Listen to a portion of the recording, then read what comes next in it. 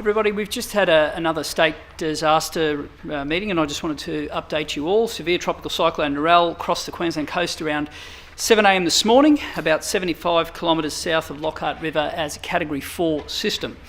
Narelle has since moved west and is sitting around about 100 kilometres northwest of Cowan. So it crossed on the east coast between Lockhart River and Cowan, and it's threaded the needle between both. And whilst there is some damage that we've seen, and it's been some rain and some wind, that is an incredibly good news story. Incredibly good news story.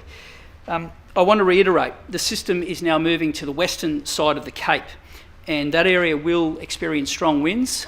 They're already starting to get an uptake on that, and there is some considerable rainfall that has started to fall.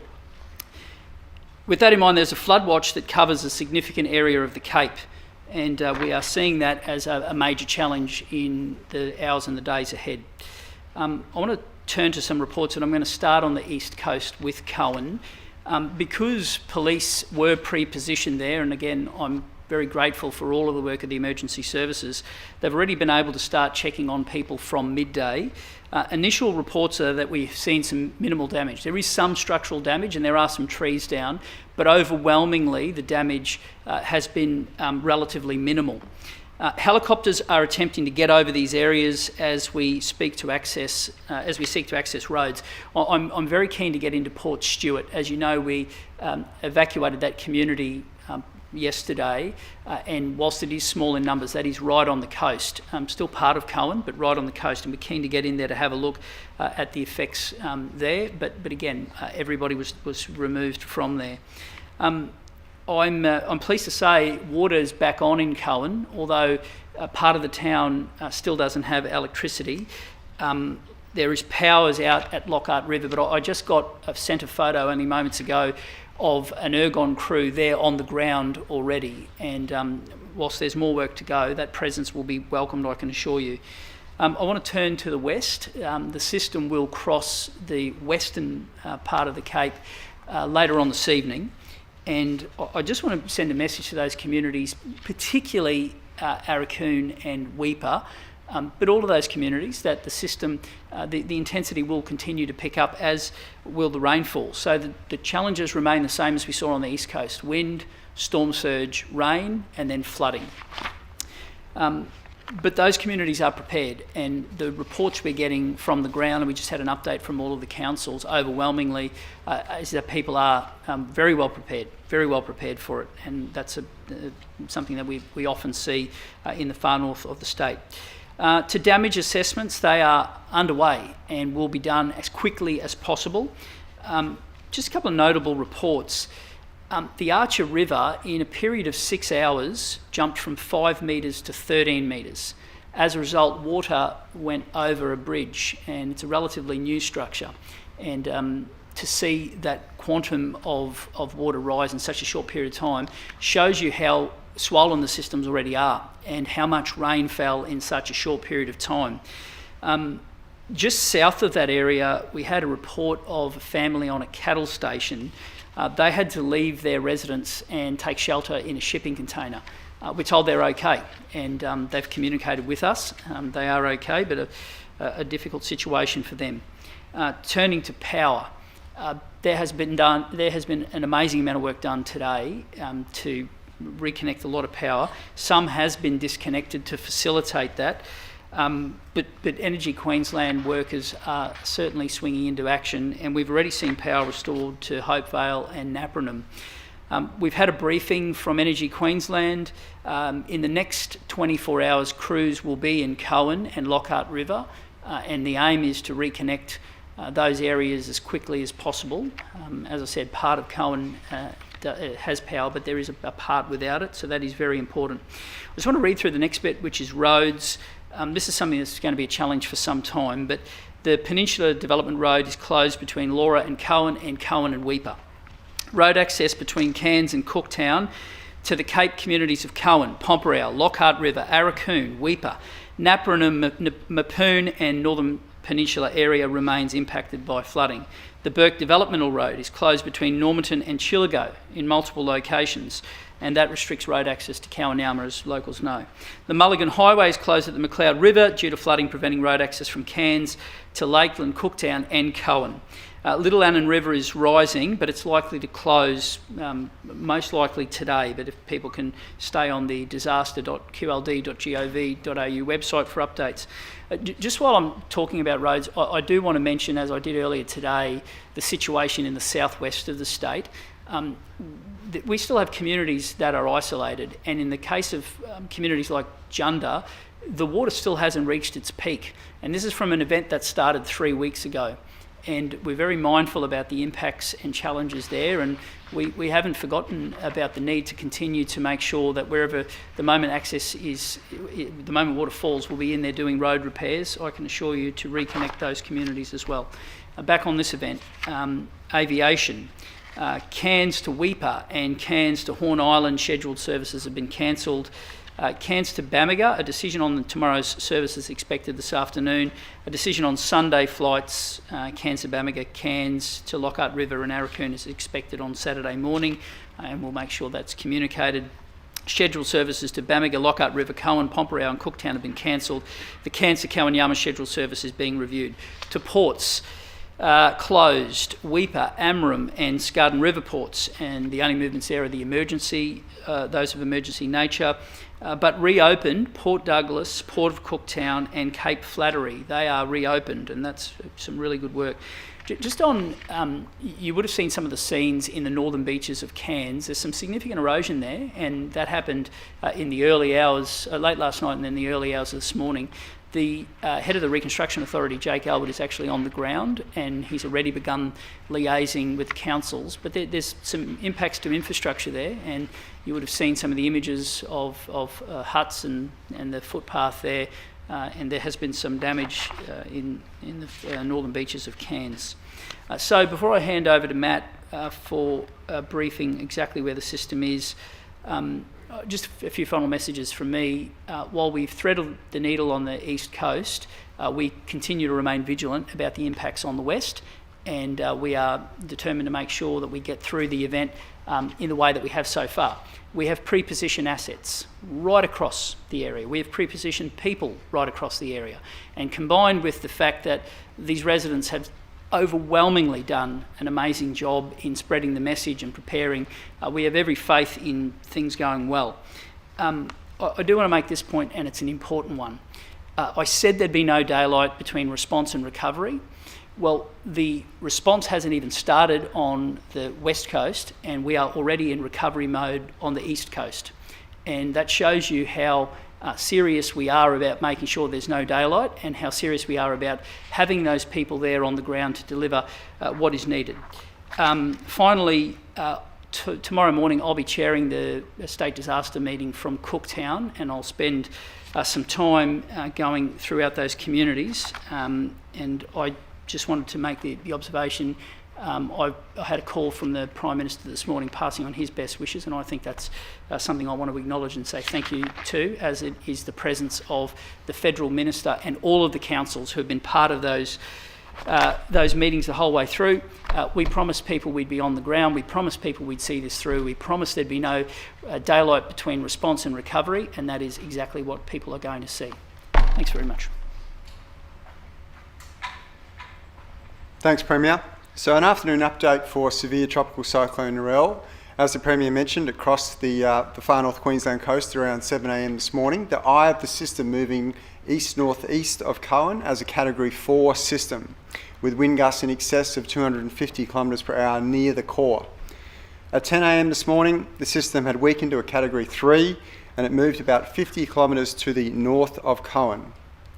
Currently, the system is continuing to weaken and is around 100 kilometres to the northwest of Cowan, and is expected to track between Arakoon and Weipa off the coast, the west coast, this evening as a Category 2 system. So the tropical cyclone warning zone extends across Cape York Peninsula, continuing between Lockhart River and Cape Melville on the east coast, and between Mapoon and Pomperour on the west coast. And that still includes Cowan, Weipa and Arakoon. But those warning areas will continue to contract west as the system heads away into the Gulf of Carpentaria. In terms of impacts we have recorded already, Lockhart River recorded a wind gust to 115 kilometres per hour, so that's just below that, sort of well into the damaging and just below that destructive wind gust threshold. Weipa, when I looked just a few minutes ago, was gusting up around 80 kilometres per hour from the west, and those winds are increasing in that part of the Cape. So destructive wind gusts are still possible near the core of this system as it tracks across the Cape as a Category 2. Those wind gusts could reach 160 kilometres per hour, and again, Weipa and Aurukun are the most concerning for that late this afternoon and into the early hours of this evening. Damaging wind gusts to 120 kilometres per hour are still possible across the tropical cyclone warning area. The next impact I'd like to talk about is that heavy to intense rainfall. So we've seen 360 millimetres recorded in the last 24 hours at Wenlock River, just to the south of Lockhart, and 348 millimetres at Pascoe River. And the Premier mentioned those extreme river rises in very short time resulting from that very heavy rainfall. We've also seen nearly 200 millimetres at Sherga Raft Base near Weipa and 155 millimetres at Lockhart. Further down the east coast at Daintree and Tully, up around 150 millimetres, and also up around 100 millimetres near Cairns. Thinking of rainfall over the next 24 to 48 hours, and at this stage it is the next 24 hours that we're still concerned about. We're likely to see more falls in excess of 200 millimetres, stretching up the Cape from Ingham north. And those falls may increase to 500 millimetres close to the system as it tracks off the west coast. The tropical cyclone has obviously moved off the east coast now, and we are seeing it then track off the western side of the peninsula. As it does so, there is the potential for a storm surge on the west coast, and we're particularly concerned about those low-lying areas around Weipa down to Kawanyama. So the large waves and those strong westerlies on the sort of northern side of the cyclone as it moves across the coast, as well as the potential for a storm surge. So in summary, we're still dealing with a Category 3 system. It is decaying to a Category 2 system and moving off the coast between Aurukun and Weipa around sunset or into this evening. Although the tropical cyclone has weakened, there is still the potential for destructive winds for those communities that I've mentioned. And across the warning area, we're still concerned about those wind gusts possible to 120 kilometres per hour. Heavy to intense rainfall is still occurring, and even after the system moves off the west coast, there is the potential for heavy rain, and the water that has fallen will then flow into those rivers and creeks, and the potential for flash and riverine flooding continues. There are flood watches and flood warnings current across those Cape rivers. As the tropical cyclone continues to track west, the warnings will be updated, so please stay up to date with those latest on the Bureau's app and the Bureau's website, because the warnings will contract west and those communities that are on the east coast are obviously lessening their risk profile at this stage. Thanks.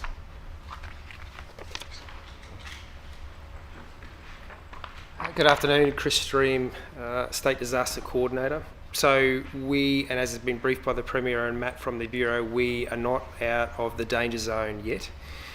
We still have a number of risks down power lines and utility damage as well, although we have a series of crews out attending to that now.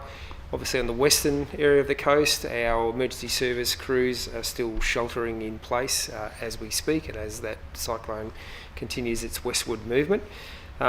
But even in those areas where the greater threat of wind and heavy rainfall has passed, we are still seeing flooded. So as Matt briefed, some of those areas have seen over 300 mil, and we are still seeing significant flooding. Since the start of the season, swiftwater rescue crews and the QPS, and in some cases members of the community, have carried out over 90 rescues from people driving into floodwaters. And in one tragic case recently, we saw the death of 2 people that drove into those floodwaters. So absolute tragic set of circumstances and absolutely avoidable. Do not let stupidity shorten your life. Driving into floodwaters can have fatal consequences and can place emergency service responders and others at risk when they have to rescue, if they can rescue you. And as I said, along the west coast now, it is too dangerous still for emergency service crews to respond. So that is a clear part of my messaging. Again, crews are starting to get out there on the east coast. We're starting to have those helicopter patrols get up into the air, but in some cases some of those responses will continue through the night and into tomorrow. Thank you very much. Thank you very much. Over to you, boss. Thanks. Is this the best possible scenario that could have happened in terms of tracking? Yeah, for a system of that magnitude to go right between the two larger populated centres of Lockhart River and Cowan, that was an incredibly good result. That is a really good news story, and we should celebrate that. Have there been any injuries at all? No. Not a single one? No. That's remarkable. Yeah, it really is. We're dealing with a really big system. Whilst it was narrower, it was a really big system, and for it to thread the needle between two populated centres like that is a really good news story. There's still challenges with flooding, and that's something that has to be clearly said. There's always the risk with swollen catchments at the best of times, let alone with the amount of rain that's falling, but overwhelmingly, that was a really good outcome. Final Queensland has been the best it possibly can out of this weather system as of right now. Yeah, that's right, and it's a good caveat because there still is the prospect of a Category 3 into a Category 2 system crossing the west coast, and if that is over a populated centre, there'll be challenges there, and there's obviously the rainfall, and we're seeing how much that is moving catchments that are already full. I made the point earlier, and I'll make it again. The people in this part of the world, they know those low creeks and rivers. They know that. They know it overwhelmingly. It's just important for us to say that there is still a lot of rain in the system, and that can provide some challenges. But overwhelmingly, the way that communities have responded and the pre-positioning of so many different crews has really put it in a good stead. In terms of the impact on roads that you talked about, are you expecting a fairly hefty price tag to get them back up to standard? Yeah, time will tell. There'll be damage and there will be expenses, but there'll also be isolation and a lengthy period of it. You would have seen the photo of on the developmental road, the Cowan, the crossing at Cowan is metres underneath. In the case of at the Archer, 5 to 13 metres in a handful of hours. That's incredible, and that means there's an incredible velocity as well. So we'll have a look and monitor that when it's safe to do so as well. So yeah, there'll be damage, but overwhelmingly in a disaster, you park the cost a distant second to people, and the fact that everybody's come through this at this point is the real good news story in all of this, and that's why it's so important now that people just focus on flooding. They know the areas, they overwhelmingly will respond well, and that's a successful outcome if that's the case. One of the bomb radars up there did go down during when the system did cross. Have you got any updates when that might be online again? Look, I'm told it's an issue with power, but Matt might be able to do that. But I guess I can make some comments about a resourcing point of view, and every time I speak about this, I always go at pains to say this isn't an issue with the men and women who work for the BOM, and this is my criticism, and it's been a long-term criticism of the resourcing of the Bureau of Meteorology. And for those of you who have seen me talking about this, it has transitioned through a lot of different governments in Canberra from many different political persuasions over a really long period of time. There just is not sufficient gauges and wind radars in what is a large part of the state. And we're seeing that. We are seeing it time and time again.